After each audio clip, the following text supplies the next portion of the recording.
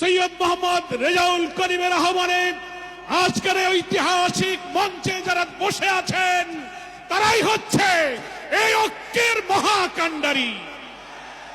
সংগ্রামী ভাইরা আমার, আজকে নেতৃবৃন্দের উপস্থিতি এবং পীর সাহেবের সংগ্রামী ভূমিকায় তিনি আজকে নতুন ইতিহাসের স্রষ্টা হয়ে ইতিহাসে তার নাম স্বর্ণাক্ষরে লেখা থাকবে।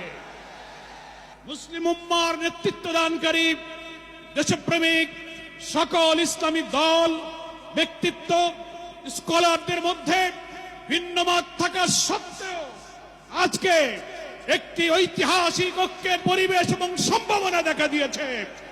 সংগ্রামী দেশবাসী ভাইরা, আমি অন্তর্বর্তীকালীন সরকারের প্রধান প্রফেসর ডক্টর মোহাম্মদ ইউনূস আপনাকে বলতে চাই, আপনিও ন্যাশনাল কনসেনসাস কমিশন যেটা হয়েছে তারও আপনি চেয়ারম্যান, তার কো চেয়ারম্যান করা হয়েছে প্রফেসর ডক্টর আলী রিয়াজকে। আর নির্বাচন কমিশনের প্রধানকে আমি বলতে চাই, আজকের এই সমাবেশ থেকে, এই জনসমুদ্র থেকে এই বার্তা যদি আপনারা বুঝতে ভুল করেন, পিওর পদ্ধতি ছাড়া নির্বাচন বাংলার মানুষ গ্রহণ করবে না। আমি প্রধান উপদেষ্টা, নির্বাচন কমিশনার সকলকে বলবো, আপনি জাতির উদ্দেশ্যে নিরপেক্ষ থাকার অঙ্গীকার করেছেন। আপনার অঙ্গীকারের প্রতি আপনি সাবধান থাকবেন। আপনার কোন কোন ভূমিকায় জাতির মধ্যে কিন্তু সংশয় তৈরি হয়েছে। পরিষ্কার বলতে চাই, আপনি সোজা থাকবেন। আমরা আমাদের জন্য, কোন দলের জন্য আপনার পক্ষপাতিত্ব চাই না।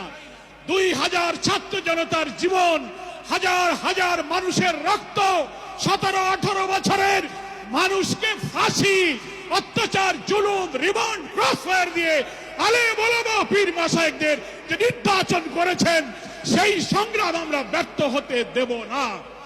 ফলে আপনাকে অবশ্যই জাতির যে দাবি উচ্চকিত হয়েছে, নির্বাচনের লেভেল প্লেইং ফিল্ড আপনাকে নিশ্চিত করতে হবে।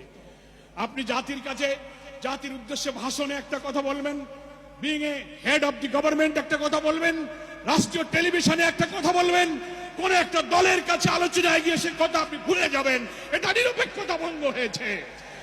আপনাকে বলতে যে আপনি সোজা থাকুন। রাজনৈতিক সংলাপে আপনি দোষ করেননি, বৈঠক করার অধিকার সবার আছে, কিন্তু আপনি এক জায়গায় কথা বলে মত পরিবর্তন করবেন কেন? আপনাকে জাতির সামনে আসতে হবে, সকল দলের সাথে বসে আপনি বলবেন যে ভাই আমাদের এই অসুবিধা, আসুন আমরা সবাই মিলে এইটাই করি, আমরা রাজি আছি। কিন্তু আপনার এই ভূমিকায় প্রশ্ন তৈরি